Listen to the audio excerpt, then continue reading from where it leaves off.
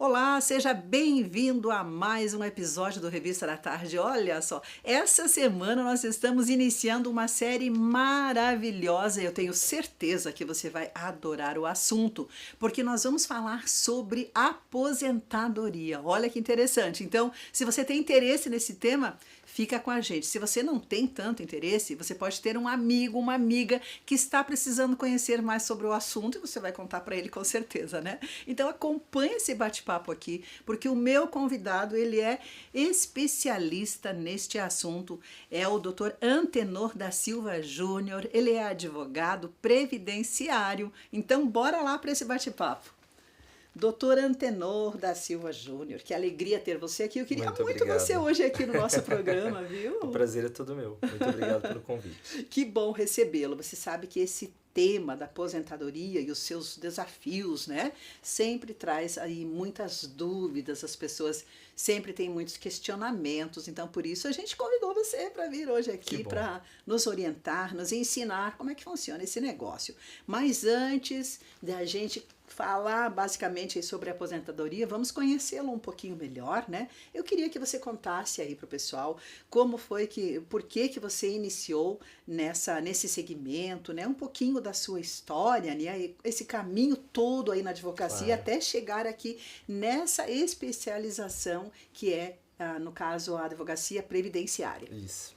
Eu fiz a faculdade de Direito na PUC, aqui do Paraná, e na faculdade as matérias que tinham um pouco de humanidade, contato com pessoas, eram as matérias que faziam meu coração vibrar. E aí, quando eu estava saindo da faculdade, meu último estágio foi no Direito Previdenciário, e logo que eu me formei, passei na OAB, decidi que ia advogar nessa área, porque eu percebia que havia uma facilidade no meu coração de trabalhar com aquilo, de trabalhar com aposentadorias, benefícios, revisão, porque tem um lado muito assistencial também na aposentadoria. Então hoje, além de trabalhar com os benefícios de aposentadorias programadas, a gente trabalha também com benefícios assistenciais. Mas, de certa forma, o advogado previdenciário ele faz o que o INSS deveria fazer, só que por uma questão técnica, hoje o INSS não tem condições de atender a população. Então, o advogado previdenciário hoje, o maior presente que ele dá para a sociedade é esse conhecimento que ele entrega que falta, né, para as pessoas. As pessoas não sabem quando vão se aposentar, como vão se aposentar, nem nada disso. E aí comecei a galgar, né, a advocacia previdenciária lá no começo e trouxe também, né, um princípio que estava dentro de mim para os meus sócios à época. A advocacia previdenciária, ela sempre foi conhecida por demorar muito para trazer aposentadoria para as pessoas. Então não é incomum você encontrar pessoas que falam, olha, eu estou há 2, 3, 4 anos esperando minha aposentadoria. E aí, como cristão e advogado, eu percebi que existia uma possibilidade de encurtar esse caminho até a aposentadoria. E a gente começou, dentro do escritório, a desenvolver uma tese, já no meu primeiro escritório, desenvolver uma tese onde, em 90 dias, o INSS seria obrigado a dar uma resposta, né, para o segurado. Seja ela positiva ou negativa, ele teria que dar essa resposta. E a gente começou a desenvolver essa tese. E o que aconteceu? O seu João me procurava para se aposentar. A gente conseguia aposentar ele ali muito rápido por conta disso. E logo na sequência, o seu João conversava com o Pedro, que era o vizinho que estava há 2 anos esperando a aposentadoria. E aí o João me indicava para o Pedro, que me indicou para outras pessoas. Isso num período de 4 anos, a gente ajuizou 1.800 processos contra o INSS. Uau! É. E aí tive um resultado muito expressivo, mas isso porque quando eu decidi vir para a carreira previdenciária, eu falei, eu quero fazer um pouco diferente do que o mercado está acostumado a fazer, que é onde o advogado cobra um percentual do cliente, e com esse percentual, quanto mais demora, melhor para o advogado, né? E eu não tinha nenhum parente na advocacia, ninguém que eu conhecia na advocacia, também não tinha, precisava, né, daquela condição financeira, então quanto antes eu aposentasse a pessoa, melhor seria. E foi assim que eu acabei me estabelecendo na carreira previdenciária. Hoje tenho um escritório com mais 10 funcionários, 3 advogados, né, dentro do escritório, e a gente vem fazendo transformação aí através dessa área. Por quê? Porque o nosso foco é ajudar as pessoas e trazer a informação que falta, né? E é Uau! o que a gente vai fazer hoje aqui. Que coisa linda o seu trabalho e muito necessário, viu, doutor Antenor? Muito necessário, como você Obrigado. falou.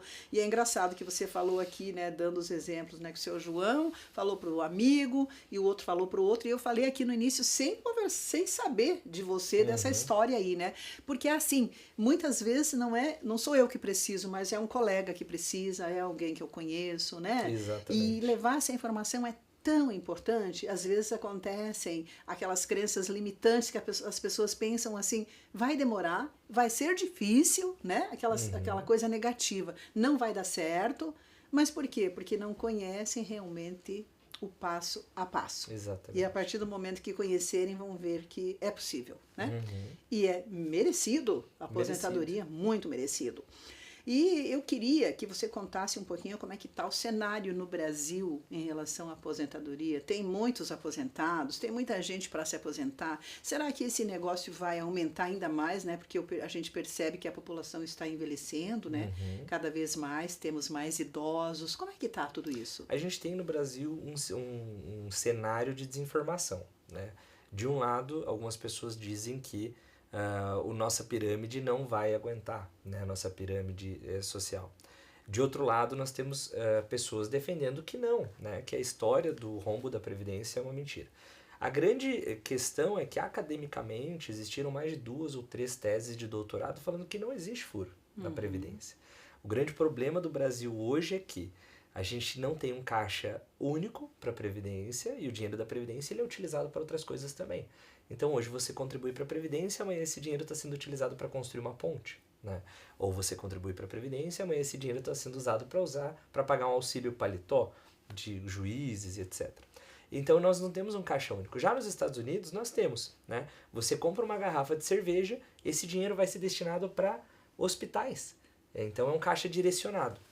A grande questão então não é realmente se o sistema está quebrado ou não, porque matematicamente o sistema hoje dá lucro, né? Nós temos mais pessoas trabalhando do que pessoas aposentadas. E o que acontece é que as pessoas, por conta disso, muitas vezes deixam de procurar saber se elas têm direito. Então é muito comum hoje no escritório de advocacia, das pessoas que nos procuram ou procuram outros escritórios, da pessoa chegar ali e ela já ter direito a 5, 6 anos a aposentadoria. E a pessoa nem sabe, às vezes. E a pessoa não sabe. Aconteceu no mês passado de uma pessoa me procurar, eu fiz a análise do caso dela e ela poderia estar aposentada com um salário de R$7.000 já há 6 anos. Né? E ela deixou de requerer, de fazer aquele pedido. E se você não pede, o INSS não é obrigado a pagar. Olha também. só. Então, todo esse ecossistema de desinformação e desincentivo à aposentadoria acaba fazendo com que as pessoas nem procurem ajuda, nem procurem um profissional para fazer análise. Né? Parece que as pessoas estão desacreditadas, né? Exatamente. E é claro, com a falta de informação também, né? E muitas pessoas não acreditam mais que pode ser possível, mas por isso que a gente convidou você para vir aqui, para trazer, né, essa clareza sobre esse assunto. E pensando nisso, quais são os requisitos básicos para se aposentar no Brasil, em termos gerais? Tá. Então, existem benefícios de aposentadorias programadas e benefícios assistenciais. Hoje, uma coisa que quase ninguém sabe é que uma mulher, por exemplo, com 65 anos, que nunca trabalhou, pode receber um benefício de salário mínimo. Olha né? só, interessante então, existe isso. essa possibilidade, desde que ela cumpra alguns requisitos socioeconômicos, né, financeiros, mas é possível. Mas falando de aposentadoria propriamente, a gente tem a aposentadoria por idade, que é a única aposentadoria que existe hoje, né? Nela, os requisitos são para a mulher 62 anos, para o homem 65 anos, ambos precisam de 180 contribuições, que é o equivalente a 15 anos trabalhados. Né? Então, são 3 requisitos, na verdade, porque agora essas 180 contribuições, que seriam 180 meses trabalhados, são um requisito, não era antes, e mais os 15 anos trabalhados, que são 15 anos corridos. Né? E a idade de 62 anos para a mulher e 65 para o homem. Claro, se tiver alguma atividade, uma pessoa que trabalha na roça, ela vai ter um redutor nessa idade. Então a mulher se aposentaria aos 55 e o homem aos 60. Essa é a aposentadoria por idade que existe hoje, né? E é a única modalidade que existe para o futuro, depois da reforma da Previdência. Certo, mas são aí vários tipos também, né? Tem tipos diferentes de aposentadoria. Tem sim. E eu queria que você falasse um pouquinho desses diferentes tipos, porque tem as pessoas que trabalham CLT, certo? Tem as que são MEI, que é um microempreendedor individual. Tem aquele outro que é só o microempreendedor, né? Que seria a empresa simples. Eu não sei se ainda existe isso. Existe. Deve existir, né? Porque as coisas vão mudando. Sim. Então eu queria que você falasse um pouquinho sobre essas diferentes aposentadorias. Tá bom. Nós temos vários regimes de previdência no Brasil. O trabalhador com carteira assinada, o autônomo, o facultativo, que é aquela dona de casa que resolve pagar o carnezinho do INSS, o empresário, todas essas pessoas participam num regime que a gente chama de regime geral de previdência. Esse regime geral serve para todos, né? E aí dentro desse regime geral elas vão ter disponíveis a aposentadoria por idade, e as pessoas que começaram a contribuir antes da reforma da Previdência vão ter direito a algumas regras de transição também. Então essas têm a aposentadoria por tempo de contribuição disponível, a aposentadoria por idade disponível, a aposentadoria por idade pela regra de pontos disponível, a aposentadoria por tempo de contribuição e mais outras regras que podem ajudar ela a se aposentar. Então hoje, você, por exemplo, que começou a trabalhar antes da reforma da Previdência, você vai ter mais de 7 regras disponíveis para que você possa se aposentar. Cada uma delas traz uma forma de cálculo diferente. Olha que interessante isso, Exato. hein? E nós vamos continuar a falar sobre esse assunto, inclusive como funcionam essas regras todas, né?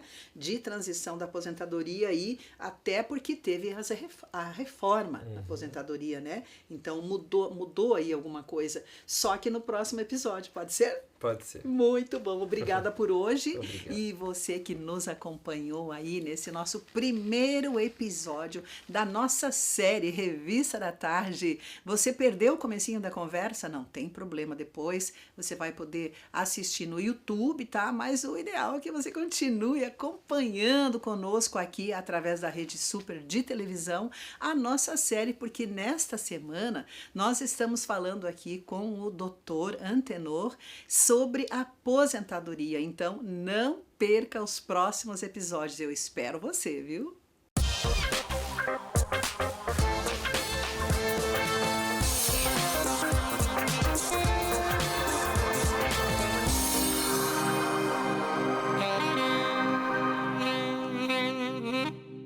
Em um mundo onde cada segundo conta, a Ótica Disque Óculos chega até você trazendo a experiência de visão perfeita diretamente para a sua porta. Ótica Disque Óculos, sua ótica o tempo todo.